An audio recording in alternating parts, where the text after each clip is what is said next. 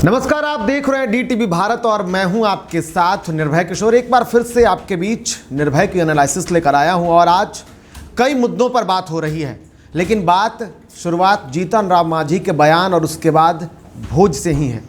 दरअसल जिस तरीके से भोज खत्म हो गया, लेकिन भोज के बाद हमने कहा था कि सियासत का सिलसिला कभी ख़त्म नहीं होगा और वो लगातार चल रहा है और ये सिलसिला कब तक चलेगा ये देखना होगा। लेकिन इन सब के बीच में कई सारे सवाल खड़े हुए। हम के तरफ से नाराज़गी दिखी तो पलटवार भी दिखा है। अब ऐसे में सवाल खड़े हुए हैं, कुछ सवाल हैं और सबसे पहला सवाल है कि क्या गिर जाएगी नीतीश सरकार। सवाल दूसरा है कि हम के दावों का कितना असर होगा। चर्चा इस पर भी होगी। इसके साथ साथ हम बात करेंगे आखिर में कौन सा ऐसा प्लान है जो बीजेपी तैयार कर रही है और नीतीश सरकार को धाराशायी होने से पहले ही बचा लेगी। बात MM प्लान पर भी करेंगे। इसके अलावा अगर मांझी हटे तो कैसे बचेगी सरकार, जानकारी इस पर भी होगी थोड़ी। तो शुरू करते हैं और सबसे पहले सवाल है यही कि क्या नीतीश सरकार गिर जाएगी। विश्लेषण की सबसे पहली कड़ी इसलिए यह है कि सवाल अब ये खड़े होने लगे हैं। जिस तरीके से एनडीए में कई मुद्दों को लेकर के दरार दिखी, लेकिन ऐसे में बीच में ही एक और नए तान को छेड़ दिया है। वो है बिहार के पूर्व मुख्यमंत्री और हम प्रमुख जीतन राम मांझी ने। पहले उन्होंने हिंदुत्व को लेकर के बयान दे दिया, फिर ब्राह्मणों पर हमले बोले, भोज खिलाए। इन सारे राजनीति के बीच में अब सवाल खड़े होने लगे। क्यों? क्योंकि नाराजगी दिखी हम के तरफ से। अब दावा कर दिया गया, हम प्रमुख जीतन राम मांझी की पार्टी जो है उनके प्रवक्ता हैं दानिश रिजवान, उन्होंने कह दिया कि समझ लीजिए अगर हम अपने 4 विधायकों को हटा लिया तो ये एनडीए की सरकार धाराशायी हो जाएगी, मुख्यमंत्री नीतीश कुमार सरकार में नहीं रहेंगे। लेकिन उसके बाद अब वार पलटवार का दौर है। राजनीति के इस बीच में वार पलटवार भी हुए और ऐसे में पलटवार हुआ बीजेपी की तरफ से। बीजेपी कोटे से मंत्री हैं नीरज कुमार बबलू, उन्होंने बयान दे दिया। उन्होंने दानिश रिजवान को चेतावनी तो दी ही, साथ ही साथ एक सुझाव बिहार के पूर्व मुख्यमंत्री जीतन राम मांझी को दे दिया। बिहार सरकार के माननीय मंत्री नीरज सिंह बबलू जी, जीतन राम मांझी जी को आपके सजेशन की कोई जरूरत नहीं है। ना वो संन्यास दे रहे हैं और ना ही राम नाम जपेंगे। लेकिन एक चीज याद रखिएगा, अगर जीतन राम मांझी जी ने अपने 4 विधायकों का सहयोग आपके साथ से हटा लिया ना, तो जो आज मंत्री बने घूम रहे हैं ना, और उसी की वजह से लोग आपका बयान ले रहे हैं ना, सड़क पर आ जाइएगा। देखिए रिजवान जी, हम समझते हैं कि पढ़े लिखे लोग हैं और आप ही लोग के बीच से गए हैं। वो समझ रहे हैं कि उनको क्या बोलना है क्या नहीं बोलना है। अपना टीआरपी बढ़ाने के लिए लोग बोलते रहते हैं कुछ से कुछ। वैसे ऐसा कुछ जरूरी नहीं कि 4 विधायक से ही सरकार चल रही है। सरकार सभी के समर्थन से चलती है। पूरा एनडीए गवर्नमेंट हम लोग का इंटैक्ट है, इसमें कहीं कोई दो राय नहीं है। वो मांझी जी के लड़के मंत्री हैं, उनका भी ऐशो आराम खत्म हो सकता है। ऐसी बात होगी तो ऐसा थोड़ी है कि हमारा ऐशो आराम खत्म हो जाएगा। बहुत लोगों का ऐशो आराम खत्म हो जाएगा। इन बातों पे नहीं जाना चाहिए। हमने जो मांझी जी के लिए बोला बिल्कुल सही बोला। उनका उम्र हो गया है, उनको आराम करना चाहिए और आराम करके राम राम करना चाहिए, ताकि उनका बेड़ा पार लगेगा। राम ही उनका बेड़ा पार लगाएंगे। तो सुना आपने, ये वार और पलटवार है। लेकिन अब सवाल ये उठता है कि क्या अगर हम ये दावा कर रही है कि सरकार गिरा देंगे तो सरकार गिर सकती है क्या? सवाल ये बड़ा है और जाहिर सी बात है कि जब 4 सीट आपके हैं, क्योंकि विपक्ष जो है वो आपके पीठ पर बैठा हुआ है। 110 सीट विपक्ष के पास है, 125 सीट वर्तमान में एनडीए सरकार के पास है। अगर एक भी हिला तो फिर सरकार गिरना लगभग तय है। तो सवाल जो अगला घूम रहा है कि क्या MM प्लान, एक MM प्लान है, उस प्लान के बारे में थोड़ा सा आपको बताऊंगा। दरअसल MM प्लान कहा जा रहा है मांझी और मुकेश सहनी, MM यानी कि मांझी और मुकेश सहनी, जो कि बीजेपी के अंदर खाने से जो थिंक टैंकर हैं वो लगातार इस पर काम कर रहे हैं, ऐसी जानकारी मिली है। और अब इसका जो पलटवार है और इस पर जो प्रतिक्रिया है वो लगातार आ रही है।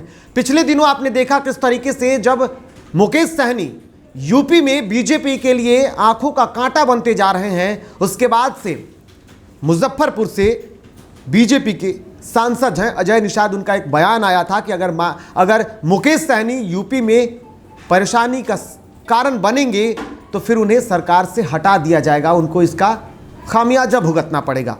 अब ऐसे में समीकरण देखेंगे तो 4 जो विधायक हैं वो हम के हैं और वर्तमान में 3 विधायक वीआईपी के हैं।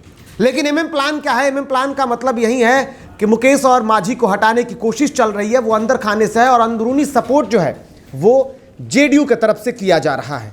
यानी कि जेडीयू भी अब बीजेपी के इस प्लान के साथ चल रही है। ऐसे में समीकरण ये बन रहे हैं कि जो 4 विधायक वीआईपी के बने हुए हैं, 4 जो विधायक हम के हैं, जिसमें से वीआईपी के एक सीट जो मुजफ्फरपुर का बौचहा है, बौचहा से वहाँ के जो जनप्रतिनिधि थे उनके निधन के बाद अब मुकेश सहनी के पास 3 सीटें बची है और जीतन राम मांझी के पास 4 सीटें बची हैं। अब इन 4 सीटों में 2 सीटें तो खुद जीतन राम मांझी का अपना है, बाकी बची 2 सीटों को तोड़ने की तैयारी बीजेपी की तरफ से की जा रही है, ऐसा कहा जा रहा है। इसके अलावा जब मुकेश सहनी बीजेपी के साथ आए थे, जब उन्होंने एनडीए का हिस्सा बनने का फैसला किया था, तभी बीजेपी ने उनको पार्टी में तो लिया, एनडीए का सहयोगी बनाया, लेकिन उसी वक्त उनके पर कतर दिए गए थे। समझ लीजिए पर कैसे कतर दिए गए थे। दरअसल बीजेपी ने उस वक्त शर्त रख दिया था कि वीआईपी नाम होगा, पार्टी मुकेश सहनी की होंगी, लेकिन प्रत्याशी सारे बीजेपी के होंगे। और ऐसे में हुआ यही, जब चुनाव हुए तो सारे प्रत्याशी जो थे लगभग बीजेपी के थे।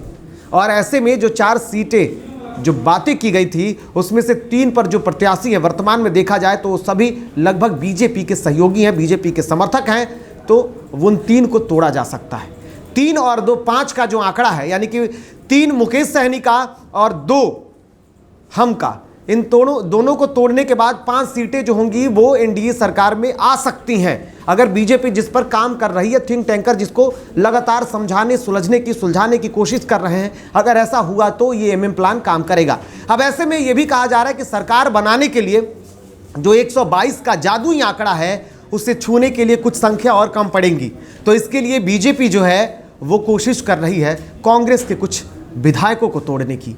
ये अंदर खाने की बातें हैं और ये तैयारी चल रही है। और ऐसे में अगर बीजेपी कांग्रेस के किसी भी नेता को तोड़ देती है, उसके विधायक को तोड़ देती है, तो ये जादुई आंकड़ा के बिल्कुल करीब होगी। फिलहाल 3 सीटें अधिक हैं, वर्तमान में देखा जाए तो 3 सीटें जादुई आंकड़ा से अधिक है, यानी कि 125 का आंकड़ा जो है वो फिलहाल एनडीए सरकार में है। अगर मांझी और इसके साथ साथ मुकेश सहनी को अलग किया जाता है तो यह आंकड़ा कम होगा, जिसे पूरा करने के लिए बीजेपी जेडीयू लगभग तैयार है। और अगर एमएम प्लान काम कर गया तो फिर एनडीए सरकार स्थायी रहेगी, उसे कोई हिला नहीं सकता। अब ऐसे में अगर मुकेश सहनी अकेले जाते हैं या जीतन राम मांझी अपने 2 विधायकों को लेकर के अगर राजद में जुड़ जाते हैं तो उधर का आंकड़ा थोड़ा बढ़ेगा, वो संख्या 2 और बढ़ेगी। लेकिन अगर इसको लेकर के देखा जाए तो राजद की तरफ से ऐसी कोई कोशिशें वर्तमान में नहीं दिख रही है कि विपक्ष सरकार बनाने के मूड में दिख रहा हो। तो भाई एमएम प्लान काम कर गया तो सरकार को बचाया जा सकता है। तो ऐसे में झटका लगेगा मुकेश सहनी और इसमें झटका लगेगा जीतन राम मांझी को, और ऐशो आराम खत्म हो जाएंगे संतोष मांझी के।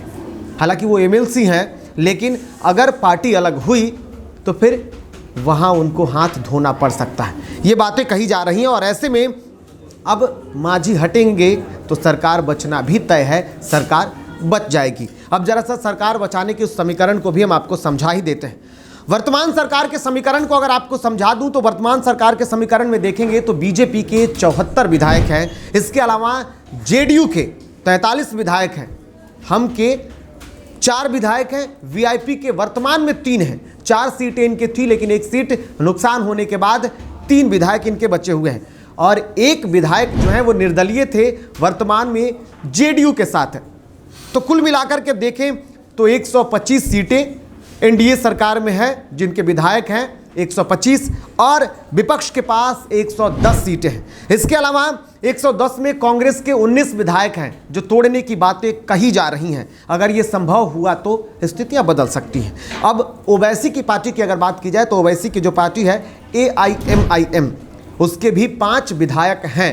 अगर बीजेपी ने उधर से कुछ खेल कर दिया, या जिस तरीके से लगातार ओवैसी पर ये आरोप लगते रहे कि बीजेपी की बी पार्टी और बाहरी भी समर्थन अगर मिल गया तो सरकार नीतीश कुमार के गिरने नहीं जा रही है और बीजेपी और जेडीयू की अस्थाई सरकार होगी, ऐसा कहा जा रहा है। और मुख्यमंत्री नीतीश कुमार अपनी कुर्सी पर बने रहेंगे, सरकार अस्थाई होगी। विश्लेषण में फिलहाल इतना ही। लगातार आप देखते रहें विश्लेषण, और विश्लेषण में रोज ऐसी बड़ी खबरें लेकर मैं आता रहूँगा।